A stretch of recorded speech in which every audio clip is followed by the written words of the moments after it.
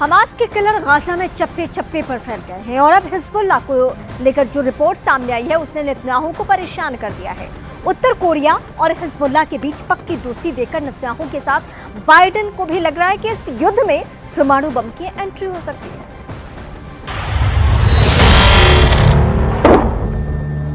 Hezbollah का सबसे नया वीडियो।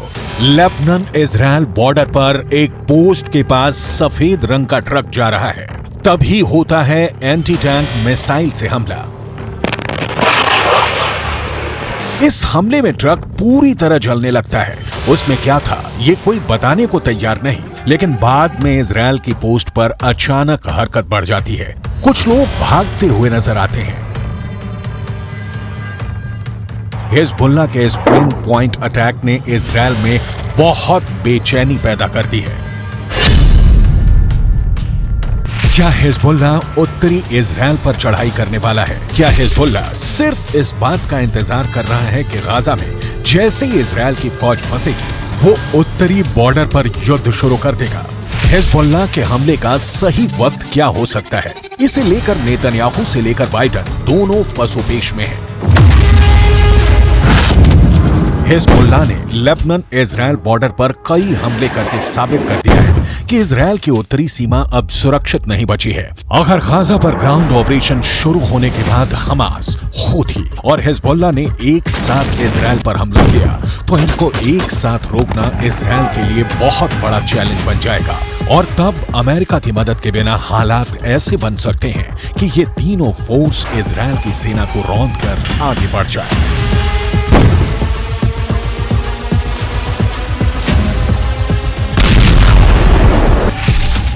गाजा में हमास के लड़ाकों की तादाद 40 से 50 हजार के करीब है। उत्तर की तरफ लेबनान में मिलिशिया हिजबुल्लाह की तादाद 1 लाख से ज्यादा है। इनके सामने इजराइल में एक्टिव और रिजर्व फोर्स मिलाकर 6 लाख से ज्यादा सैनिक हैं। ये आंकड़े बताते हैं कि इजराइल के पास 4 गुना ताकत है। القلق من إمكانية أن تذهب هذه الجبهة إلى تصعيد إضافي أو إلى حرب كاملة، أو القلق من أن تتدحرج هذه الجبهة إلى حرب واسعة، وهذا احتمال واقعي ويمكن أن يحصل، وعلى العدو أن يحسب له كل حساب। इस बीच बड़ी रिपोर्ट ये है कि इराक के मिलिशिया हश्द अल शाबी ने अमेरिका के सैन्य अड्डों पर ड्रोन के बाद मिसाइल से हमले शुरू कर दिए हैं। इन हमलों में सबसे खतरनाक मिसाइल का नाम है अल अक्सा 1। अल अक्सा 1 ईरान की फतेह 110 का ही एक नया वर्जन बताया जा रहा है। या कहें कि ईरान ने यह मिसाइल इराकी हिजबुल्लाह हश्द अल शाबी को सप्लाई की और उसने इसका नाम बदलकर अल अक्सा 1 कर दिया। यह ऐसी मिसाइल है जो हिजबुल्लाह के पास पहले से है। यह एक टैक्टिकल मिसाइल है जो छोटा परमाणु बम भी दाग सकती है। The barbarism is led by an axis of terror. The axis of terror is led by Iran. It includes Hezbollah, Hamas, Houthis, and their other minions. They seek to bring the Middle East and the world back to a dark age. They seek to torpedo, to derail any progress towards peace and the progress and the promise that we had in our budding peace treaties with our Arab neighbors. इसीलिए इस ballistic missile को लेकर अब सबसे बड़ा सवाल पूछा जा रहा है कि क्या हिजबुल्लाह के पास टैक्टिकल हमले के लिए परमाणु बम भी हो सकता है?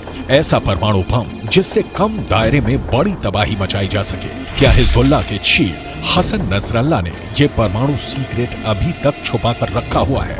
2006 में अमेरिकी कांग्रेस को दी गई एक रिपोर्ट में कहा गया था कि लेबनान के मिलिशिया हिजबुल्लाह के उत्तर कोरिया से गहरे संबंध हैं।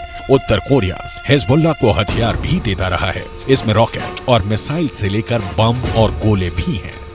उत्तर कोरिया के लीडर किम जोंग उन को हिजबुल्लाह का बहुत बड़ा फैन कहा जाता है। उत्तर कोरिया ने फिलिस्तीन का भी हमेशा समर्थन किया है और अब दक्षिण कोरिया से ऐसी रिपोर्ट आ रही है कि जो रॉकेट हमास और हिजबुल्लाह इस्तेमाल कर रहे हैं उन पर मेड इन उत्तर कोरिया वाली छाप लगी हुई है। इनका लॉन्चिंग सिस्टम 2014 में ही उत्तर कोरिया से सप्लाई किया गया था। ऐसे रॉकेट हमास को भी मिले, हिजबुल्लाह को भी दिए गए।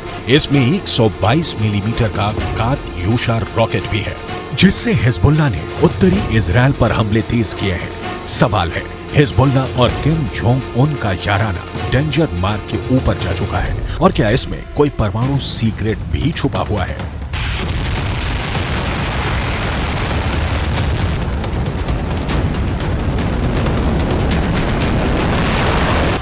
फिलहाल इजराइल पर एंटी टैंक हमलों ने हिजबुल्लाह के इरादों को खतरनाक रूप दे दिया है। इजराइल हिजबुल्लाह के हथियारों को लेकर डरा हुआ है, क्योंकि उसने अब तक जो एक्शन दिखाया है उसमें इजराइल की कई बड़ी पोस्ट के चीथड़े उड़ चुके हैं। हिजबुल्लाह ने 3 तरह की एंटी टैंक गाइडेड मिसाइलें इस्तेमाल की। ये है कॉर्नेट, इसकी रेंज 5 किलोमीटर तक है। ये रूस की मिसाइल है, लेकिन अब ईरान इसका देसी वर्जन देहलाविया तैयार कर चुका है, और ऐसी बहुत सी मिसाइल अब हिजबुल्लाह के पास हैं। दूसरी है BGM-71 anti tank guided missile, range है 3.5 किलोमीटर। ये अमेरिका में बनी मिसाइल है, लेकिन अब इसकी नकल ईरान तैयार कर रहा है और उसने हिजबुल्लाह को सप्लाई की है। तीसरी है 85 कॉन्कोर्स, रेंज 4 किलोमीटर। ये भी रूस ने बनाई है, और अब ईरान में ये दोसान नाम से तैयार की जाती है। इजराइल ने सीरिया से खतरे को देखते हुए गोलान पहाड़ियों में भी टैंक पहुंचा दिया है। ये हिस्सा पहले सीरिया का हिस्सा था, लेकिन 1967 के युद्ध में सीरिया से इजराइल ने इस हिस्से को अपने कब्जे में ले लिया। लेबनान, सीरिया और इजराइल के ट्राई जंक्शन वाले इलाके में हिजबुल्लाह का पूरा कंट्रोल है। इजराइल पर वार करने के लिए उसको जो मिसाइल मिली है, वो उसे ईरान से सप्लाई की जाती रही है, और ऐसी मिसाइलों का हिजबुल्लाह के पास बहुत बड़ा जखीरा है। तीनों मिसाइल बहुत ही घातक है, लेकिन अब एक बड़ी मिसाइल का नाम सामने आ रहा है, वो है फतह 110। इस मिसाइल से नेतन्याहू को डर लग रहा है, तो उसकी बहुत बड़ी वजह है ईरान की ये मिसाइल 300 किलोमीटर तक हमला कर सकती है, और ये अपने टारगेट के 3 मीटर के दायरे में गिरती है। एक बैलिस्टिक मिसाइल का इतना सटीक होना बहुत बड़ी बात है, और यही बात इजराइल को परेशान कर रही है। फतह 110 की 2 और खास बातें हैं, जिसकी वजह से इसे रोकने में इजराइल को बहुत मुश्किल आ सकती है। ये सॉलिड फ्यूल वाली मिसाइल है, ये कम वक्त में लॉन्च के लिए तैयार की जा सकती है, और ये रोड मोबाइल है, यानी इसे कहीं से भी लॉन्च किया जा सकता है, और फिर अपना ठिकाना बदलना बहुत आसान है। ما يجري على جبهتنا مهم جدا ومؤثر جدا. قد يبدو للبعض الذي يتوقع أو يطالب أن يدخل حزب الله سريعا في حرب شاملة وكاملة مع العدو، قد يبدو ما يجري على الحدود متواضع. इजराइल के लिए इससे भी बड़ा खौफ क्या है, वो बहुत ध्यान से समझिएगा। बाइडेन से लेकर नेतन्याहू को भी पता है कि फतह 110 मिसाइल को रोकना बहुत मुश्किल है, क्योंकि अमेरिका भी इस मिसाइल को रोकने में पूरी तरह फेल रहा है। अमेरिका को हमले की जानकारी तो मिल गई थी, इसीलिए उसके सैनिक आसपास अंडरग्राउंड हो गए थे।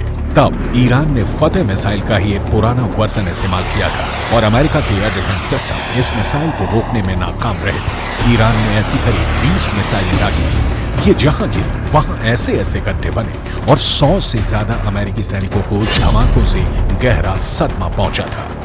देखा जाए तो इस वक्त पूरे पश्चिम एशिया में युद्ध की चिंगारी पहुंच चुकी है। इजराइल से लेकर गाजा तक, गाजा से निकली आग लेबनान तक पहुंच चुकी है। चिंगारी सीरिया और ईरान में भी नजर आ रही है, और अब उत्तर कोरिया से मिले हथियार बड़ा खतरा बनते दिखाई दे रहे हैं।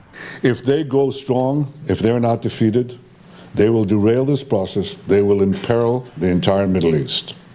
If the Middle East falls to the axis of terror, Europe will be next, and no one will be safe. This is not a local battle. This is a global battle.